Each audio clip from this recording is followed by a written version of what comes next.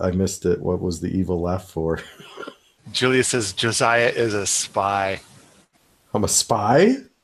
That's what it says because you got all those logins. It's like having Oh, 20 different passports. that's right. Why do you have 20 passports unless you're a spy? No comment. Welcome to Permaculture Smackdown, everybody. Today we have a special guest. Bear Paw will be joining us. And for those that don't know, Bear Paw is an awesome. Well, first of all, he's my dad, so this is a biased review. But he is an awesome woodworker, artist. He does all kinds of cool stuff. And he was at Paul Wheaton's place. Hello, Paul. How you doing?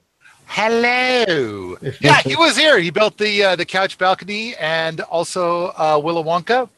And of course, everybody is very happy to learn from Bear Paw all the magic about doing roundwood timber framing. And that was pretty cool. Like what he do with the roots and stuff. Oh yeah, Really, really amazing. In fact, I saw another tree up here the other day that had the roots sticking up in the air, and I was kind of thinking like, we have Bear Paw back. He's going to see that. What is he going to make with that? Bear Paw made this a stage. It's at Sunbanks Resort. What's left of it, but it was meant to be a temporary stage, and it lasted for years and years. But anyway, it was like four giant trees upside down in the fashion he does, and just beautiful. So he's started making bird feeders, which are like miniature versions of the stage, and he just made one. It looks really cool. Maybe he'll show it to us. So you see him in the chat thing. He says, "What should we do at this end?" So it's like, are we going to spend the first half hour of the show giving your dad tech support to get online? No, I could get him on whatever we want. So he's in hush hush mode right now until I we get say, "All right, let's bring Bear Paw on." Yeah, okay. So here's what we're doing. We're gonna torture him by talking about things that he can't reply. No, he's actually Most passionate topics and say something, and he won't be able to reply. yeah. He was Bear Paw was very kind to take the time to hang out with us today for a little bit, as much as he can, because he actually delayed a job that he's supposed to go to and do work for to be on the show with us today. So we should get him on as soon as possible. All right. So you have a couple of questions for him, right? Should we just do that right now? Should we just get him on? Let's do it so he can go to his job. All right.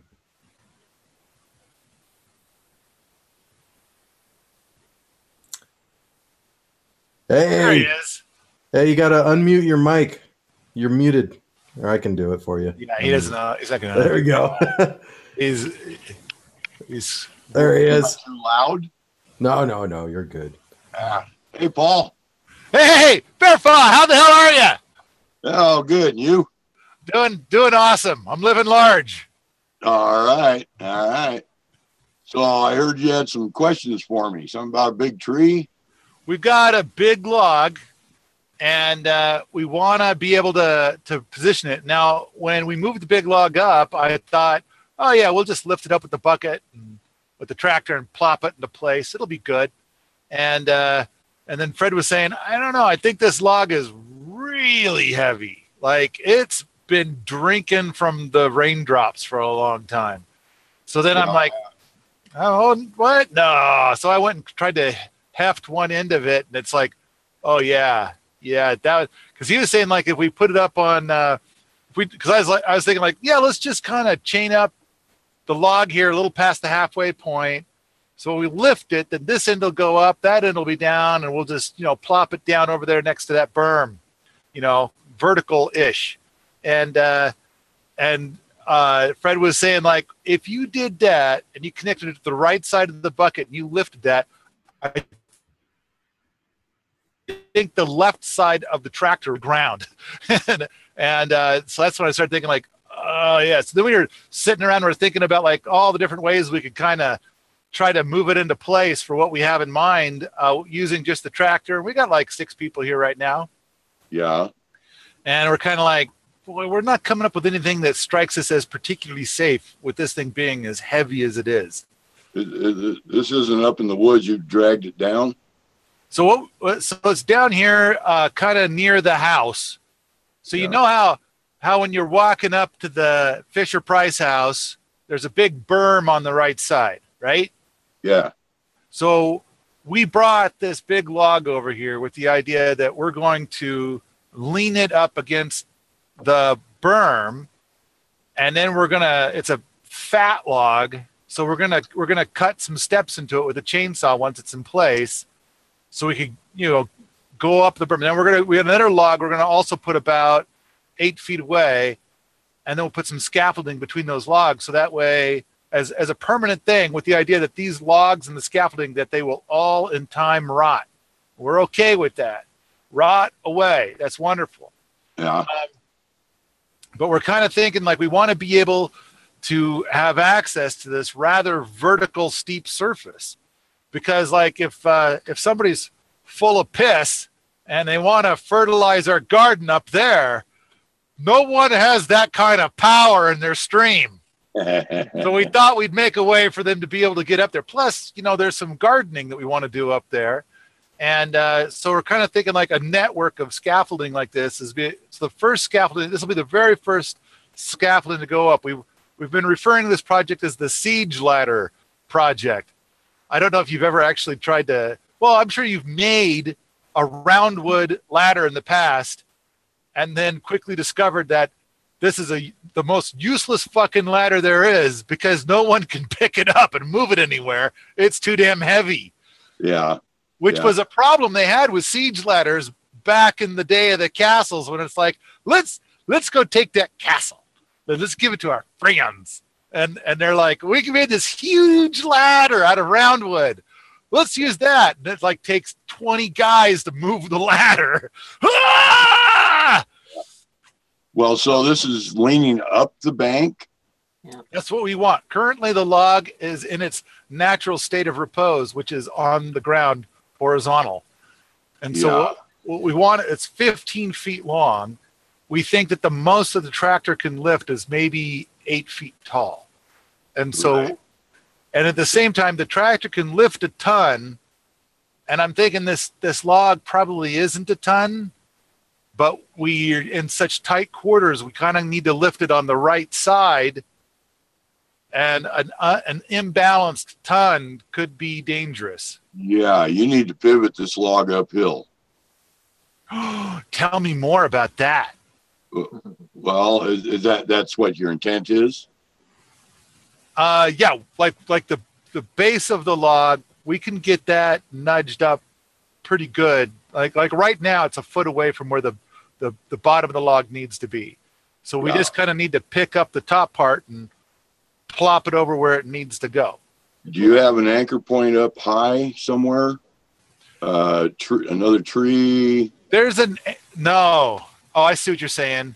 Like, could we go and get some pulleys and stuff like that? Snatch block, yeah. No, nothing. It's outer space. Stars, the moon. Not sure of the terrain features, but you could stake in large stakes in the ground and rope them together in line with your pivot point and put a snatch block on it, run a cable up there, and then run your tractor downhill and just skid that top up. And from there, you could just notch your steps in with a chainsaw. But you may need to do several anchor points with some nice heavy posts driven down several feet and attach them together so that they're pulling in line, several of them, and chain on a snatch block, run your cable through there, and just pivot that log right on up. Yeah, I think I see what you're saying. So there's a few different ways. Like, for example, you need a good anchor point, because and then you're I don't know the diameter of this tree or what it weighs. It's fairly large and heavy. Yeah, it's about, I'd say 15 inches in diameter. Yeah, chest height when it sits up. It's been down, so it's saturated Can the and heavy. tractor go on top of the berm? No. I would take some about 4 or 5 inch posts, sharpen them up, and dig a little bit. Maybe you've got a post hole digger, run them down several feet, or beat them down, and link them together with chain or rope. So, and have them, the stakes lined up to the direction of your pull, and put a snatch block on there, run a cable through it, run your tractor downhill and pull that thing right up to the front stake or the snatch block. See, that's another problem there, and that is that this property, okay, because when you were down here and you were building Willow Wonka, we called that area Arrakis. And so that's a bizarre variation on this property. There's a bunch of sand there. That's just why we call it Arrakis. Yeah. The rest of the property is like one giant rock. And if you look at where the house is, it's like somebody paid a lot of coin to carve a ledge out of all the rock here. Yeah. You know, so it's just what's left behind is a big rock. So the Fisher Price house sits on a rock. And okay, so you're going up a berm. Is this berm been built up? In other words, it's the berm is built out of material both from Arrakis and from the lab. So we've got topsoil up at the lab, then we got that sand at Arrakis. So we kind of did a mix with the idea of saving ourselves a few trips to the lab by using that sand from Arrakis. You should be able to drive some stakes of some kind into up at the top of the berm, and maybe over the back side of it. Yeah. And link several of them together so you have a lot of pulls. And so it'll take all that weight and keep the snatch block low down to the ground, and should pull right on up. I see what you're saying. I mean, we could also use come-alongs for something like that too. That would also work. Yeah, I see what you're saying. That does sound a lot safer, because everything else I was thinking of was like, man, that is just not safe enough to be in my comfort zone. Because it's like, it's true. If we start using that tractor to move it up, it could go squirrely on us. Yeah, safety first. You don't need accidents. Yeah, no. Especially with machinery. Right, I don't want to scratch the paint on my Kubota. Yeah. Yeah. All right. I think I got some ideas. Okay. Thank you, sir. I think we could also probably put something over the top of the berm and even pull from the other side. That you could. That might work. I mean, it would try to cut into the berm unless we could put stuff on top of the berm, so that way it'll cut into that, whatever. Instead. Several horizontal logs would do it. But your terrain on the other side, you got to be careful with the tractor. You don't want it on too steep a ground. Tractors don't like steep ground too much. Right. No, there's a level patch where everybody walks to get to the house. And then the berm, I mean, you probably remember the berm being off to the right side as you're going up to the house. Right. And then it's like, we want to move this, we want to plop this log up there. And frankly, I thought when we brought the log over, of course, we brought it over with the log arch on the tractor and skidded it over.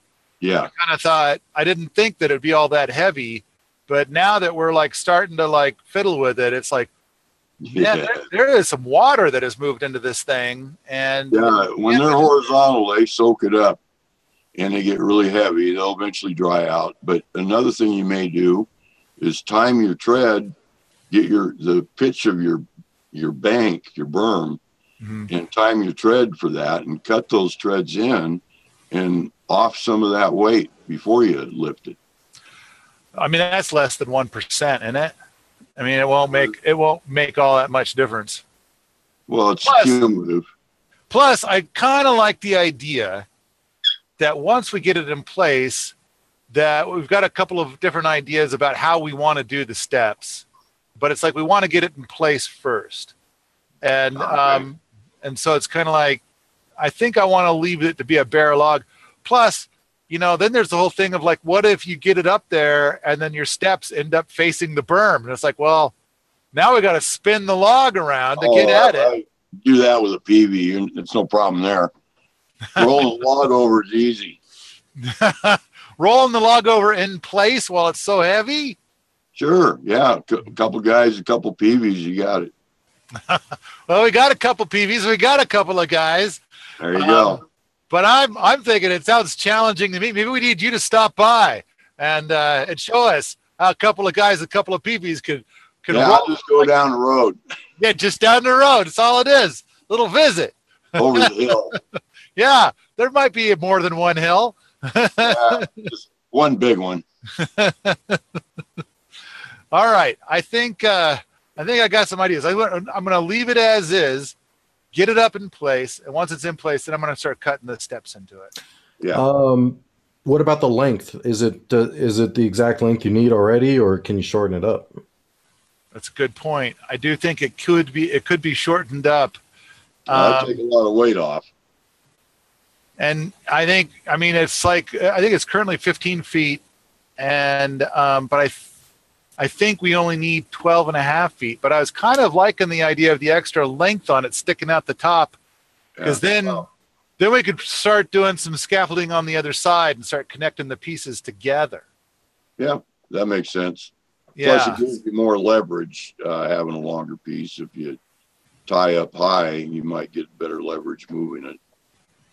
Yeah. So I kind of like the idea of like, let's leave it long if we can. I wouldn't worry about repositioning. You a couple PVs and they're easy to roll. Could you explain what a PV is for folks? Well, it's PVs and can hooks are it's a longwood handle. It's got a hook and a nose. Want me to go get one and bring it in? No, can hooks are almost the same thing, but have a different tip. Got a blunt nose with jaws, and they're for lumber or cants. Like when you cant a log to let it fit in a mill, sometimes you have to slab off a section, and you make your cant cut first, and then you base your lumber off of that. It's squared at that point. And a cant hook is for turning it for the mill. And they don't make a good PV, but you can use them. The PV has a point, and you can jam that in the log. You can get under the log and lever it. Oh, that's a PV. That's a PV. That's a damn handy tool there. So for those that are wondering where they could find one of those, Google or Amazon search PEAVEY. That's how you spell PV. And a cant hook looks just like that, but it's got like a little hook on the end, with jaws facing down, little jaws like log dogs. And it doesn't have that point. Yeah, it's more of a specialty tool for rolling cans. So PV looks like a spear with an extra tooth on it, like a little wobbly tooth hanging off of it. Yeah, it's got a swinging hook, grabs the log. And then it's like a can hook looks like the same thing, but the spear tip is all fucked up. Yeah, kind of. Yeah. You can put it that way.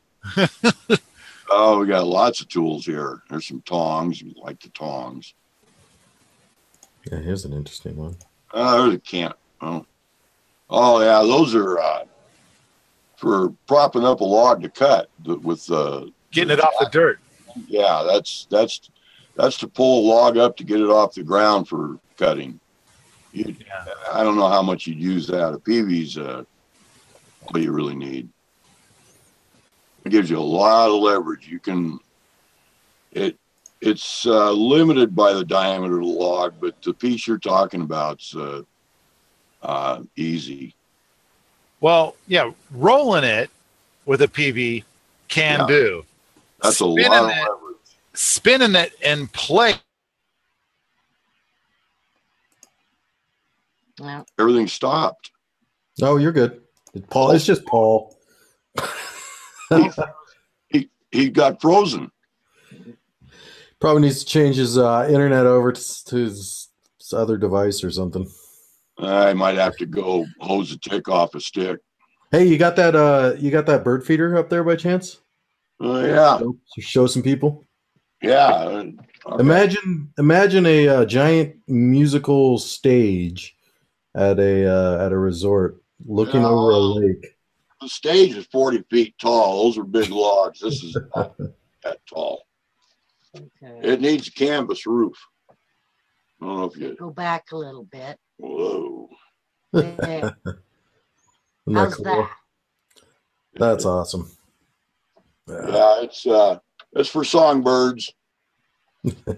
And those became so Bear Paw goes to a blues festival twice a year where he built this stage in this resort, and so he's got a bunch of friends there because he's been there forever. And when did you start this bird feeder thing? You just made one day, and what? Or someone requested it? Yeah, I just kind of decided to make one.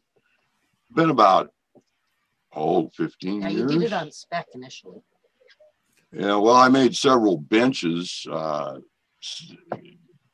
a similar motif, but yeah, I made a bigger one. It was about 3 foot by 3 foot, and I gave it to the main MC, and they play it. They have a band, but he MCs the whole weekend, and they ended up. It was too big for them because they live in Tacoma in an apartment, I guess. So they ended up auctioning it off on the stage for fire victims from forest fire up on the reservation, and got about 500 out of it. But I'd made smaller ones, and one of the manager at the resort bought one, and they were going to make a trade, but they never did. So, and then everybody just wanted one. I made about I don't know, four of them. Yeah. Hey, Paul missed it. Can you show it one more time for Paul? Or Sandy, you want to grab it? Well, Paul's frozen. Paul's Not anymore. I thawed out. There you are. It's springtime. He thawed out. Oh, man. Hey, I'm going to get my model to display it. Oh, Vanna. Yeah. I'll do the ta-ta, ta-ta. Look, no doors. Yeah, that is. I mean, I think you were showing me one of these like a week or two back. Yeah, it's got your upside down roots, you know. Oh yeah. I'm very familiar with that. We got a couple more trees over here with roots that are calling out to you. The roots are up in the air saying, what do I get to be? What do you plan to make out of those? I was asking you that very question. What do you plan on making out of those? So I don't. At this moment, I'm not sure. I don't know. What are we looking at here? Oh, I was just showing some of Bear Paw's stuff. It's my son showing me off. Those are some logos he's done. Let's see. Let's look at some signs. Huh? Bears. I'm always carving bears. You're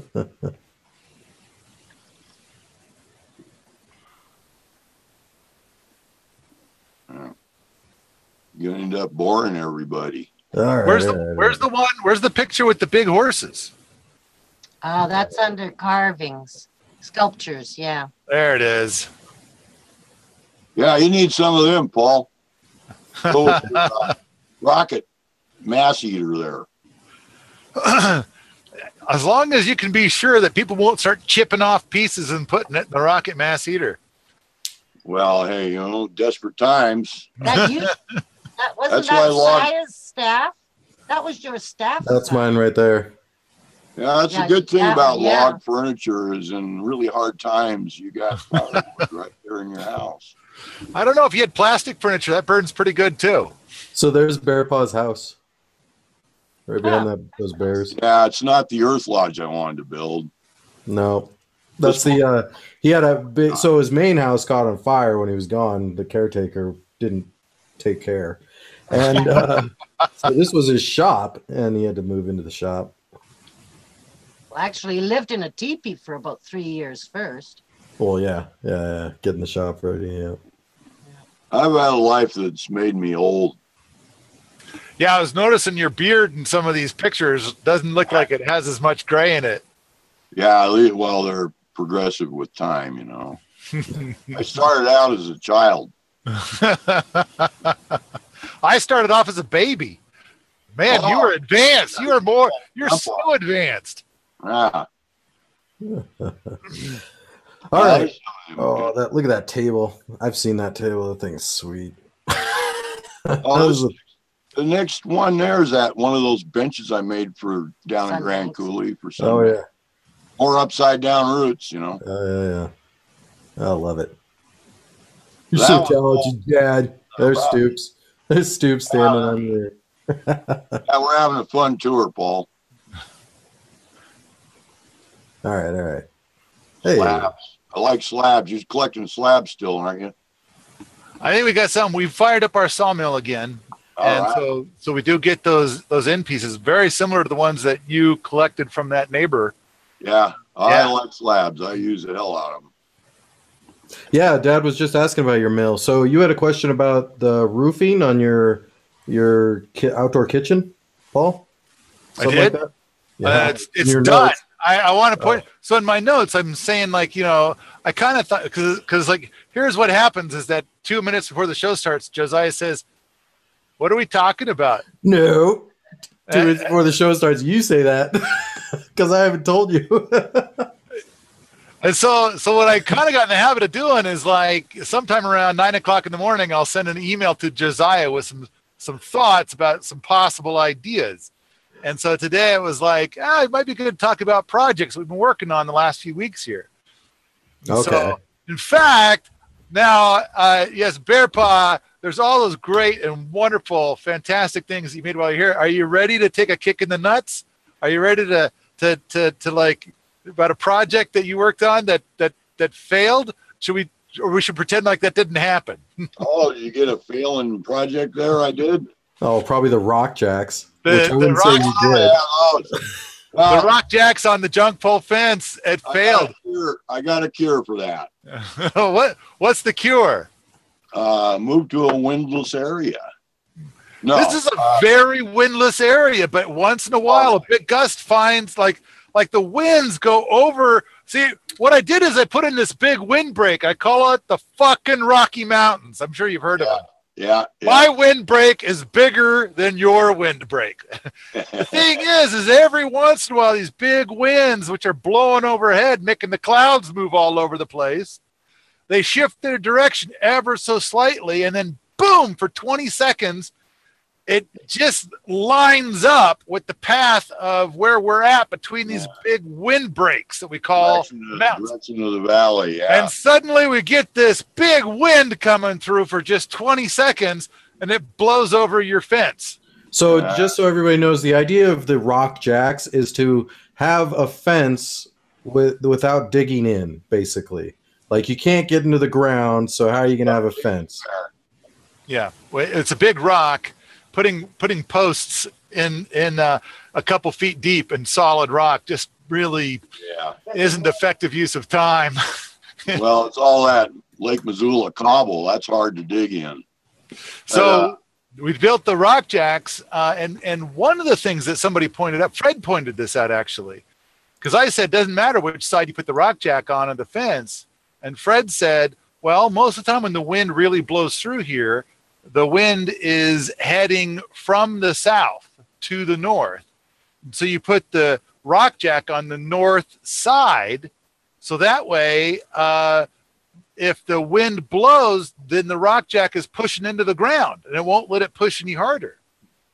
But then if you put the rock jack on the other side, then the feet will come up off the ground and the fence goes over.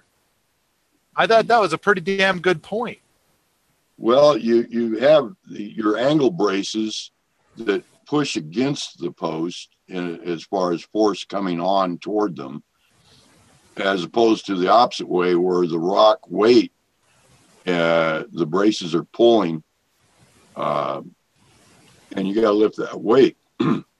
But you could do larger cradles and more rock, or you could do less pickets, because I notice your pickets are side by side. Yeah. And that's for deer, I take it? deer and chickens and turkey. Ah. So generally the wind is blowing this way on this picture, right? Like that's how you set them up, is so that the wind is blowing against the rocks. But every once in a while, Paul gets a wind going this way, and then that's toppling them over them. Managed to be strong enough to lift the rocks due to the amount of material you have between rock jacks is like a sail. It's a wind catcher. Yeah. So Paul's got these between each of these rock jacks is a sail. Basically, it's a bunch of wood that's poles that are side by side. It's almost like a privacy fence. What you could do is space them apart about 6 inches, and you can dissuade deer from jumping it, because they size that up and they don't want to get skewered. So it doesn't have to be solid, but for I don't know about turkeys, but smaller animals, you could have them side by side pickets, but do shorter ones and leave the taller ones spaced apart so that the deer they don't want to try that, leaping over. But you don't have a solid sail except down low to the ground, where there's so much friction from the ground, the wind can't really do much. Well, so yeah, you're talking about the double fence technique, which a lot of people call a chicken moat. They'll put chickens in between those two fences, and usually they'll keep them about 2.5 to 3 feet apart. It seems like that's the magic size that discourages the deer. Of course, turkeys will fly right over that, but they fly over all of our junk pole fence at this point in time also. Paul froze up again. Paul's that. He keeps freezing. He'll thaw out. I didn't catch half of that explanation. Well, I kept saying that his internet was unstable. Yeah. Paul's unstable. Oh, good. I get to give shit to Paul because he Paul's fault all the time. He's throwing tantrum fits now. He's probably breaking his phone right now. But no, I think solid pickets on the ground up maybe 2 or 3 feet, but anything higher, space them apart so that wind just goes right through. All right. So you lost the wind out of your sail there. If you don't want to go anywhere, you don't want wind in your sail. Yeah, I guess it wouldn't make sense to jack them on both sides. Put the rocks on. I mean, you could, but it's a lot of work. No. Hey, what else are you working on? You just did a bear for some reason. Well, a coffee guy. Yeah, the coffee bear, Max Bear. Yeah, Max Bear. Yeah, that other one was Billy Bob Beer Bear. I don't know. They get funny little names, and nobody keeps them when they take them away. All right. So Josiah, just so you know, a lot of these times when you go and you put it into that shared screen thing, it just pegs out my CPUs and then crashes Zoom. Oh yeah, it's our fault. How come it's his fault and you're the only one who freezes? I don't know. You're the victim here, Paul. It could be because I'm using Linux. I'm not sure. Maybe. But I do know that, like Josiah, it happened last week too, I think. And then there was another call that we were on, I think. And basically it's like, yep, all my system is fine. And then Josiah does a screen share and my CPUs all peg out and then it crashes. Man, well, I don't know. It's like Max Headroom or something. Anybody old enough to remember that? How come that wasn't that long ago? Oh, what's that? there's 2 pictures of you. There's one frozen picture and one Yeah, active picture. we got. It's okay, guys. Don't worry about it. Okay. Balls. I know it's double Paul. Okay, I'm gonna get twice as much done now. Oh no. Okay, and how come Paul's voice goes boing, boing, boing, and nobody else's voices do that? That's max headroom.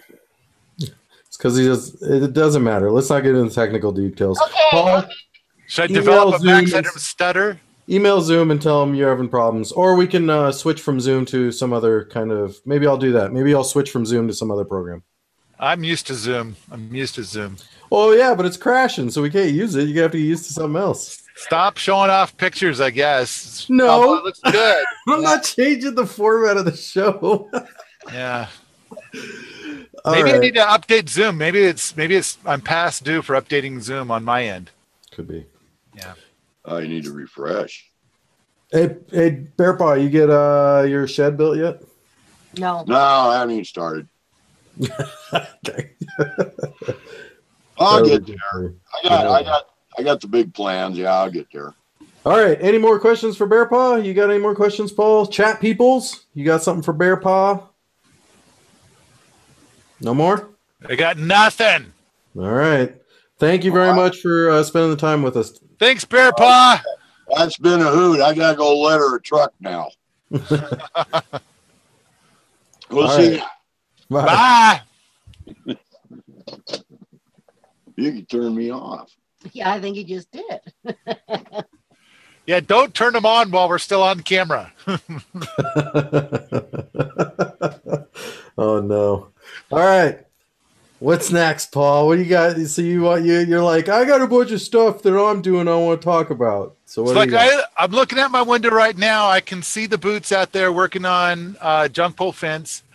They are hauling ass. They are creating a bunch of fence really fast. Did you hear what Bear Paw was saying? How not to build the junk pole fence as high, like build it as high, but keep spaces in it so that it still detracts deer, but it doesn't blow it over. Well, for a while, he was talking about a double fence, which is a different thing. And then that's going to be easier in some ways and harder in other ways. But then, yeah, the idea, I think the big idea he was talking about was to have, like on the higher parts where you get up to 8 feet tall, that you can have spaces in between, which we have right now. I'm looking at because every stick that we're using of junk pole is like 3.5 inches at the bottom. And then up at 8 feet tall, it's like 1 inch across. So there's already gaps being made up there. And so we're already having the gaps. We're already doing good in gap space. But yeah, I hear what he's saying. And I think that he makes a good point, because if a chicken tries to get up there to fly out and you get to where there's a gap that big, that the chicken with wings out can't get through that. Same goes for turkey, and the deer are kind of like, I don't want to mess with that. Yeah. So then it acts less like a sail, which was his point. And it's like, yeah, the acting like a sail is why his fence failed. That big gust of wind came and it acted like a sail and took it over. Now, when you say his fence, this wasn't his idea, right? Right. No, this is my design. And then he came to improve upon the design. So there's this section that's like the Bear Paw section where he led the boots and how to build that section. And it did not fare well. But I think your dad is cool enough that he's going to be like, he'll take his licks, with grace. And he did. Because I also think your dad is definitely an artist. And I think that there's approaches that are revolutionary as opposed to approaches that are evolutionary. And so when you do an evolutionary technique, then it's going to be more like, okay, I'm going to move it in the general direction of where I want to go. And then I'm going to make new decisions based on what I see at that point. Which I think is a great way to do permaculture. This is the whole argument about how maps, like the downside of maps. Maps are not perfect. They're not golden, which too many people put too much into permaculture design maps.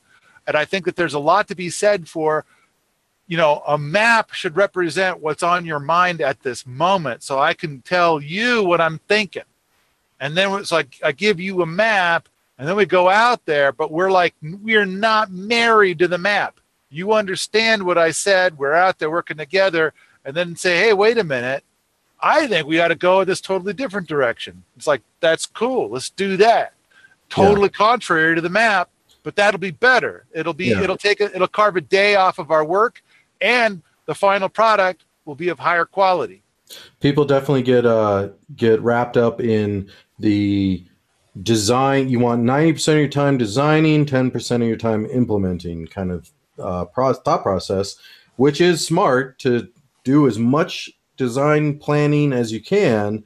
However, shit's going to change and you want it to change. And the downside is people get stuck thinking that there's only one way to do something, or they're looking for that one solution before they move forward. And they end up not trying things, and nobody learns. If nobody's trying anything, nobody's learning. So I think, it's the thing you said is put as much time into the design process as you can. And I'm basically, what I'm saying is, actually, I think that's the problem. Now, there are instances where it's like, okay, here's what we're going to do.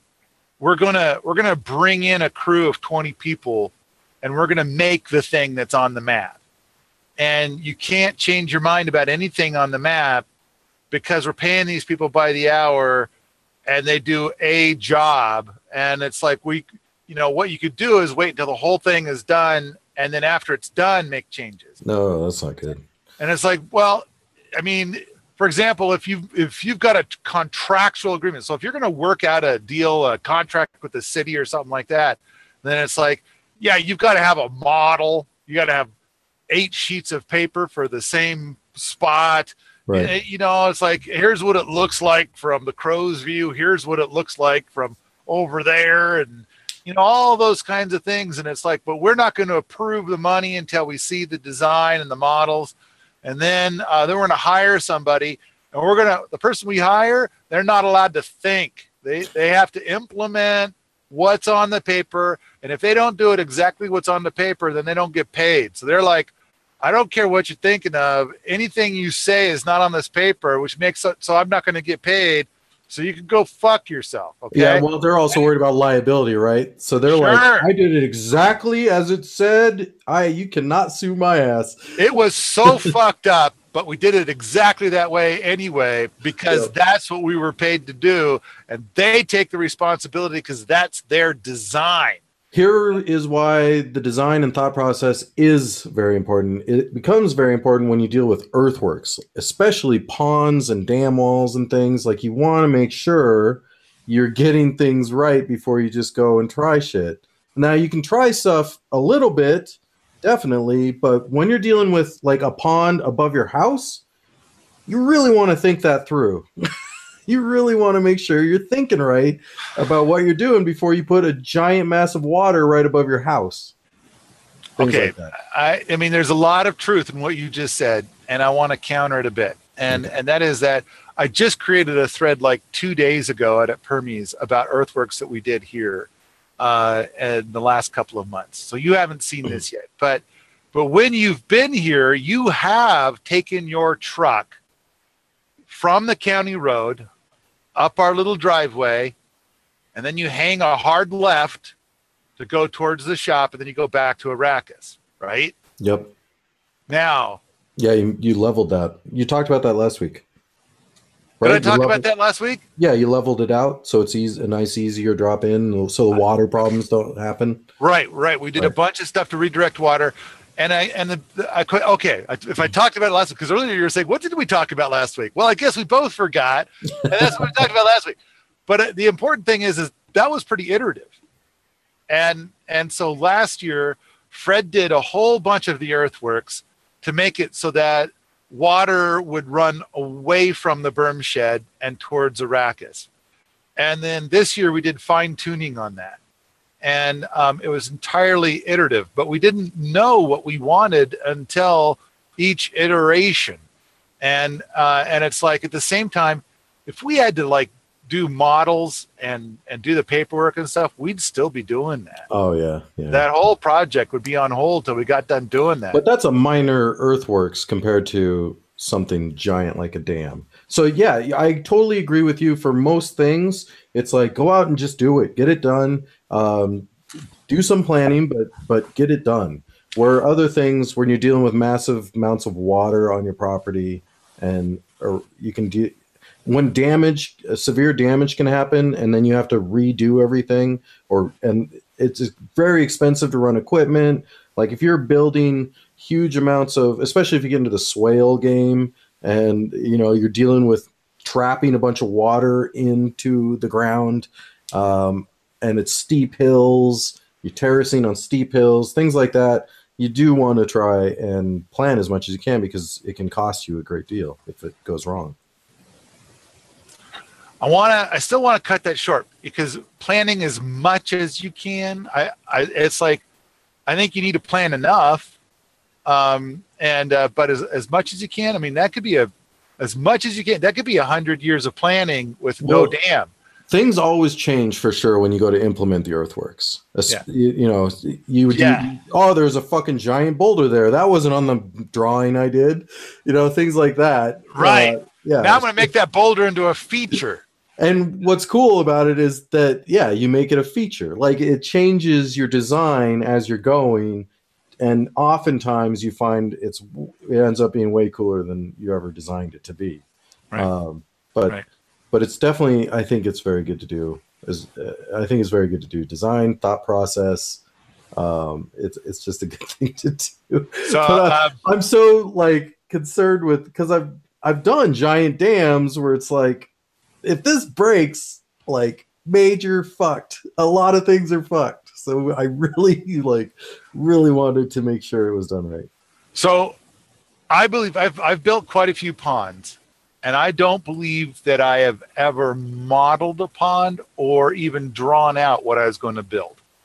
And to add a little something to this, along as what we're talking about, one of the ponds I worked on, we were kind of expand upon, make it bigger around along the way, and suddenly we found a pipe, like right where we're building this pond, and it was like a couple 100 feet away from this house, and it's kind of like, why is there a pipe here? And then as we're looking at it, there's like water coming out of it, and it's like, was there a spring here and somebody decided to enhance the spring, make it so that you could tap into that water? But if they did that, why wasn't there something more here to collect that water? It looks like it's just going off into this draw. And it's like, plus, who would want to improve a spring so close to the drain field of a septic tank? Maybe they were getting too much water from the spring at some point, and it was going into the septic field and bringing it all out. No? What was it? It wasn't what it was. Ancient geothermal, says Josh. So the guy that we bought the property from was a cantankerous old codger fuck. And we'd been going all over the property, undoing all his jerry-rigging for all kinds of stuff. I could tell why he wanted to sell the property, is because he's got all of his jerry-rigging is starting to give out. And it's like, he's got to keep himself busy all day, every day, just keeping up with all the little things he's cobbled together. So after seeing all this stuff and how there's a lot of stuff he didn't understand, but he was not ashamed to use a lot of baling wire and duct tape to hold things together. I kind of started to wonder about, what if this guy decided to put in his own drain field, and he didn't do it on the up and up. What if he tried to make it himself, but he didn't really know what he was doing? Right. And so we decided that so while we had the excavator there, let's go do a little exploration on this guy's drain field. So here's what we found, because a drain field for, our area, probably your area, and for that area, should be about 18 inches deep. I mean, you might possibly do it a little bit deeper in colder areas. But if you get too deep, you're getting too far away from the aerobic bacteria. And so you want to be able to have a lot of good aerobic exchange with the top of the soil. He put it in 6 feet deep. He buried his drain field 6 feet deep.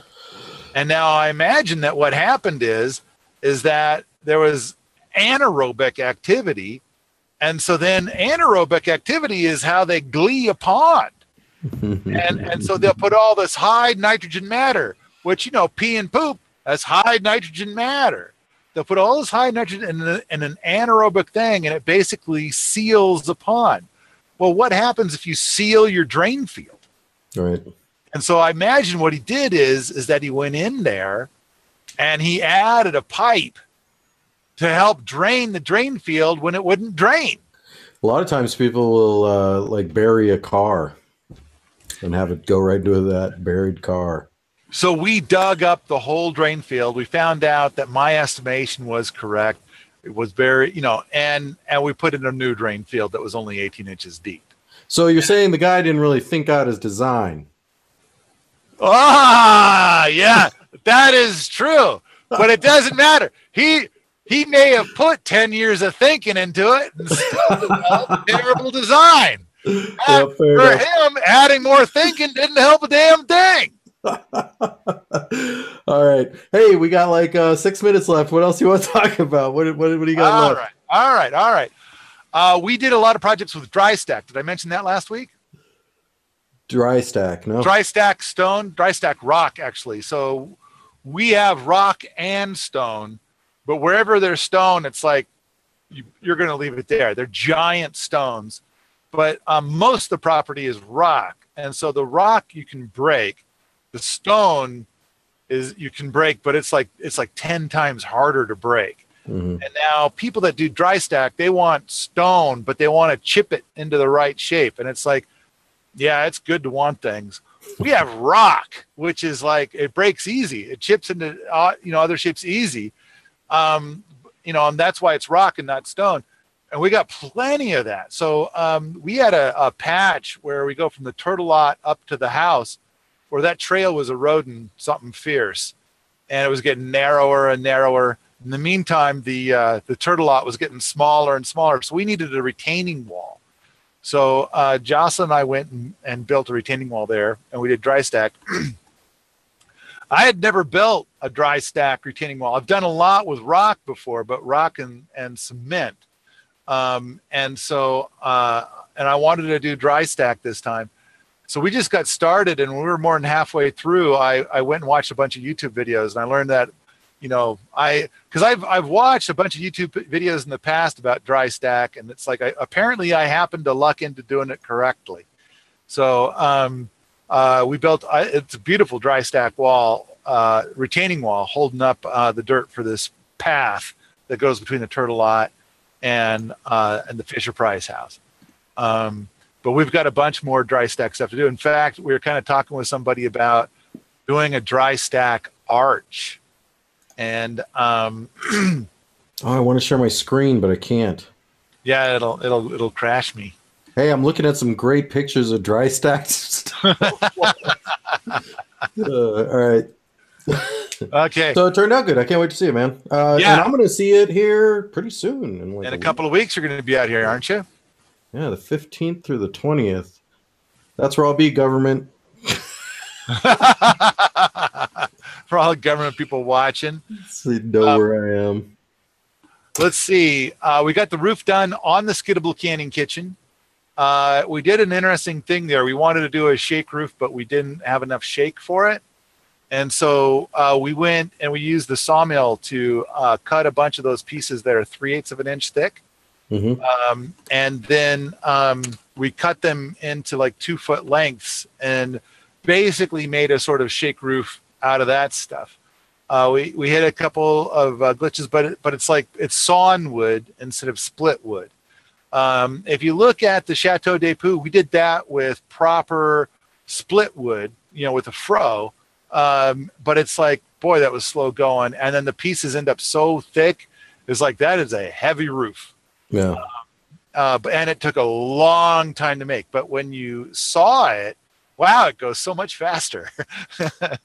It's nice when especially because it's on skiddable, like it's made to move. And so you don't want a huge amount of top weight on there.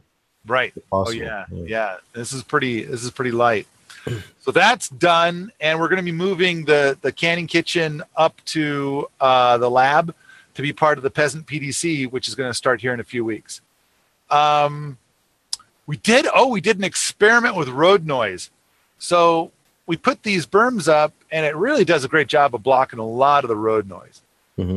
And so we end up with a bit more of a paradise, a little bit more of a sanctuary, a little bit quieter and nicer. And so there's a lot of benefit. And then we got more planting space too. We do a lot of hugelkultures in these. But we kind of got this idea that there are some spaces where you still get some road noise, and it's like, well, how do we make this a little bit more peaceful? And so what we did is that somebody took a cell phone and they pulled up audio of pink noise, and we put some speakers out, and we tried to project pink noise straight up to try and see if we had enough pink noise, if it would flood out some of the road noise. So for those that don't know, you've got like white noise. That's like all of us that are old and had televisions, 50 years ago, you kind of have this sound. That's white noise. Whenever you turn to a station that's not really there, you don't have that anymore. It's all digital now. Still good on the radio. You can get some of it on the radio if you tune your radio just right.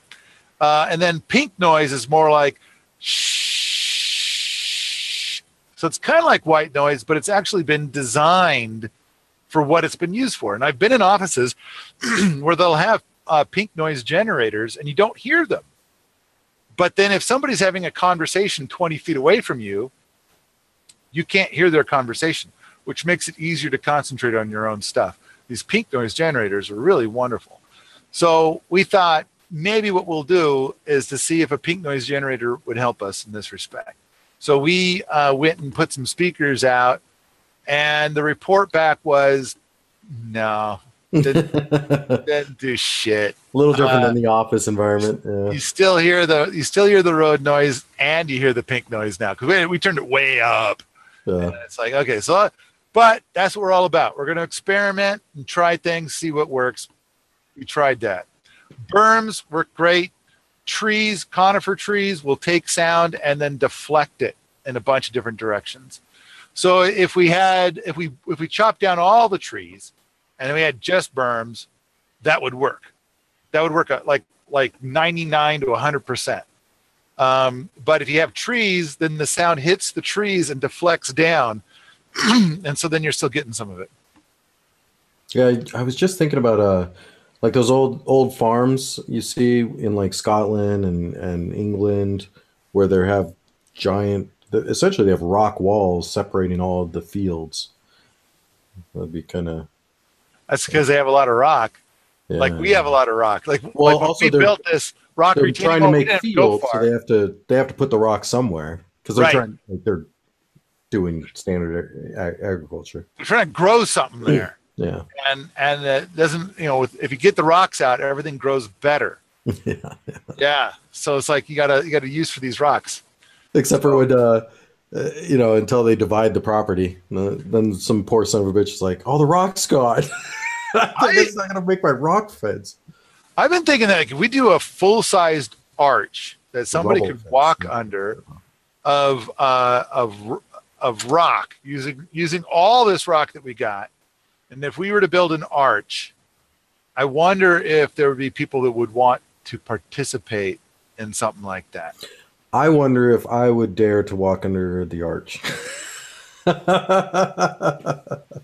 We do know of some experts in the area that come out and make sure we're doing it correctly. But an arch isn't all that tough, really. But it is very labor intensive. I mean, it's a lot of rocks. Just getting the rocks to the arch. I mean, we would basically load up the bucket on the tractor and then bring the load over and try to gently dump it. Because that's the other thing too, is with our rock, if you just dump the rock, it wants to turn into gravel. Right. Like on the way down. And so you want to dump it gently so that it stays, in pretty contiguous pieces. It really wants to break quite a lot. But your dad saying, not me, not me. Oh, by the way, this is Sandy, not Pa. So, She doesn't want to walk out of the arch either. oh, is that it it? would look beautiful, I'm sure. Yeah, that would be really cool. I love arches. I like in up at the lab that arch, the wood arch, but going into that piece up there, that's really cool. Right, right. Yeah. That is cool. That is cool. I And I always think, love that in gardens. You know, the trellises and yeah, yeah. But stone, you have a stone arch. whole nother ball game. That's pretty amazing stuff. I mean, yeah, an arch. You get a that's good mason though. nice. They do it in houses and shit. You know. Sure, sure, Yeah. sure. But dry stack arch.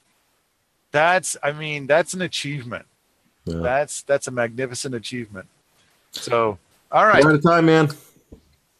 Oh, hey, I got a note here about Permaculture Voices 1 video. Oh yeah. What do you got? Yeah, I just got that we got it up, and we've sold quite a few. And it's like, so I mean, I Oh, you got Permaculture Voices over at Permies, all the conference videos. yeah, yeah, Yeah. yeah. And I got to tell you, for just Permaculture Voices 1, and we've got 1, 2, and 3, but I was there for 1. And I was there for 2 and 3. Oh yeah, and were they awesome? Yeah. Well, Yeah. the 2 was the best. Yeah, Toby Hemingway giving the Keyway segment on anarchy was awesome. The keynote? The keynote. Yeah. Me and Jack were in the front clapping. Welcome to the dark side. So I was there for PV1. I was a keynote, one of 7 keynote speakers at PV1. And so they also had Toby Hemingway, and then Jeff Lawton, Willie Smits, Elaine Ingham. I mean, it was such a stellar lineup. Oh yeah. And then the other speakers were just so magnificent as well. And I think that the ticket price was like $900 for PV1. Yeah. And I think it's $75 to get all the video just for PV1. And I think it's like 50 hours of stuff. It's a ton. It's a shitload of content. Yeah. Julia says she was there for PV1 and took notes. You can find them at permies.com. I didn't know that. You had notes? Yeah. I wonder if we could add those to the PV1, 2, and 3 stuff. Anyway. Well, we have a forum called Permaculture Voices. I imagine that's where Julia put her notes. Oh, okay, cool. Yeah, because we created the forum when they had PV1. Right. You know, and but I mean, basically, there's been a lot of stuff that's happened with the video over all these years, and so now the video is available, and we've got it at Permies, and so I'm so glad that Diego is letting us host it. But what a magnificent event it was, and I mean, I wish you were there for PV1 so you could tell me how PV1 compared to PV2. But you think I do too. PV2 was I heard from people that are more on my side of the political spectrum that PV1 was better than PV2. okay? I guess PV2 went a little too greeny, or not greeny, purpley. A little too purple. Yeah. Okay. All right. I thought PV1 was rock solid, and I was kind of hoping that we would have PV9, you know, like this is going to be a regular thing. There's a lot of the other permaculture events end up really purple, and this was very technical. It's so difficult. Imagine being in Diego Footer's position trying to host this thing. It is so expensive to do this. But people showed that they were willing to buy those tickets and be there. Yep. And I just wish that he was still doing it, and that we had, you know, what would this be, PV5 now? And so, but I've kind of started down that path in with you ever saw PTV presentations? So PTV presentations is a series. I think I've got like 25 done so far of people of influence within permaculture doing presentations for.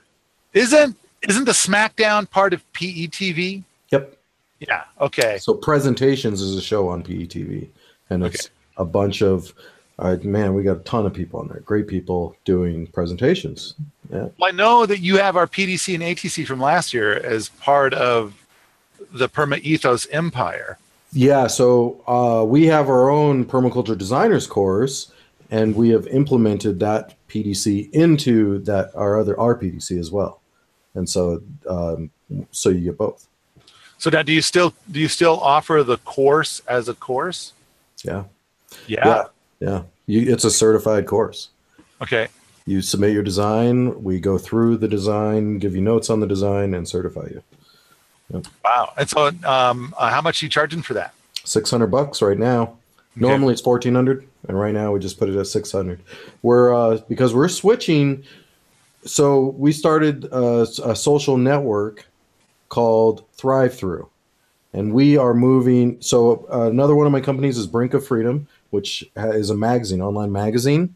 So all of that is now at Thrive Through, and we've got Permaethos, the online educational program company.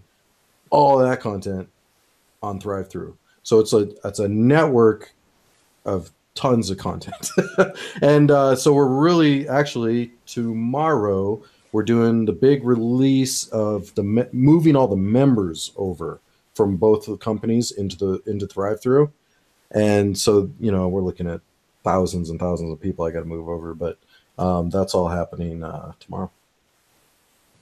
All right. So, what other notes we got? They are in the. So Julia is saying that her notes are in the Permaculture Voices forum. There you go. That's a public forum.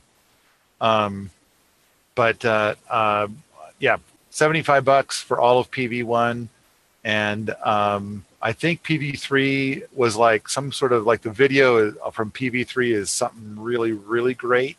Like the quality of the video itself is a big step up. Yeah, well, so PV1, boy, what year was that? Any rate, he's got this. It just takes so much to record. Like to record, it's one thing to get all these people together from all over the world, get them into one place, and present for hours in front of people. And then you also got to record it in a way that you can resell those recordings. That's another huge challenge. And every PV, it got better and better as PV1 to PV2 to PV3 got better and better. Yeah. So Julia says, trouble is people bought tickets, but the entire enterprise was not profitable. Yeah, basically. Plus, you had a lot of people like, well, first of all right, what do we do about catering? Where are we going to we're going to do this in San Diego at this very expensive location. And then you have all these people saying, yeah, you pay my way there, plus you have to pay for my food and lodging, of course. Plus you got to pay me for my time to do these presentations. Plus I got a wife or staff members or whatever that have to go. It gets really, really expensive to do something like this. And you're dealing with a lot of drama too at the same time. Plus you're dealing with the venue, which is like, you can't have these products at our venue and shit like that, Like at PV2, Michael Jordan brought mead. And he was like, I will sell my mead because it's very, very expensive mead and very rare to get it. And so he was doing a treat for people, like, I'm going to bring mead for people. And they're like, yeah, you can't do that. You can't sell alcohol. Liquor board. This is California, sir. And so he gave it all away. Oh, wow. Thousands of dollars of mead. He's like, all right, I'll give it away. Gave it away.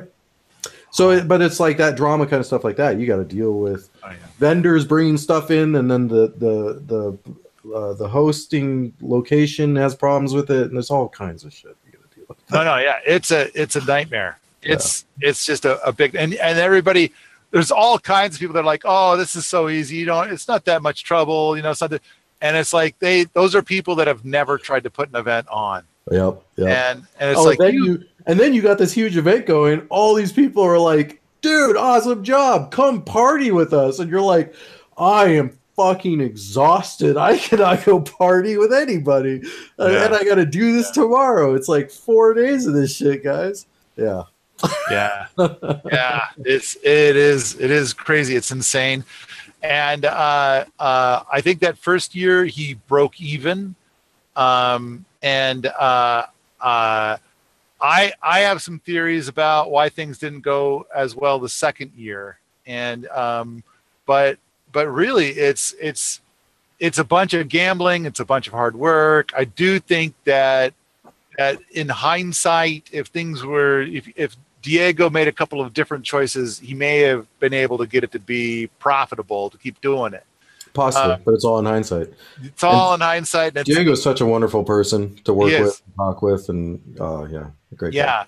Yeah, Diego's great, and I wish the event was still going on. And I only went to PV1. I thought it was magnificent, and I didn't charge him to do it. I wanted to see PV1 exist, so I offered my services for free. Although he did cover my airfare and my lodging, which Julia was there for the lodging, and we got a guy here now. The guy that's our new rental manager and event manager is here now, and he was there at the house that we rented. So Julia rented this huge house. I heard about this. I think it was like a 10-bedroom house or something like that. This magnificent palace that we stayed in during PV1. And oh, what a time we had. It was wonderful. What a dreamy place. She said she found it on VRBO. Right. Yep. And we had a great time. What wonderful people stayed at the house with us. I think that filled up like instantly, like 24 hours. Said, okay, who wants to stay in this house? There they all are. I had such a great time. The idea of going to San Diego in the middle of winter and putting your feet into the ocean. I don't know. That's a pretty great idea. and that year, of course, I got to meet Willie Smits. The networking is great. That's why I went. And Alan Savory. I'd never met Alan Savory before. That was great. And that was the first time I met Jeff Lawton face to face. And we'd done lots of business together in the past. The people, just the people. And Larry Santoyo, what a cool dude. Yeah. And so there was a lot of really awesome stuff about PV1. Oh, memories. But so anyway, you can go watch it all now at permies.com. Oh, yeah. And the digital market. In fact, I wonder, I haven't looked at the video, but when I gave my presentation about rocket mass heaters, I'm like 5 minutes into it, and I suddenly stop and I say, holy shit, are you Willie Smits? He's like, yeah, keep going on with your presentation, dude. Willie fucking Smits is at my presentation. What a wonderful man. What a brilliant, wonderful man. He's in the background. He's one of the chosen in our Permaculture Smackdown cartoon. That's right. Willie's on there. Yeah. That's right. And so I kind of some days I think that Willie Smits is doing more than Sepp Holzer in the world of permaculture. I know, but it is tropical. Now, I think. It is. I think there's no question that he is doing more, but it's tropical stuff. Right. Different. Yeah. All right, man. We are past time. We're past time. Hope you all enjoyed the show. We got to go to the private show. Time for the private show. Yep, private showing.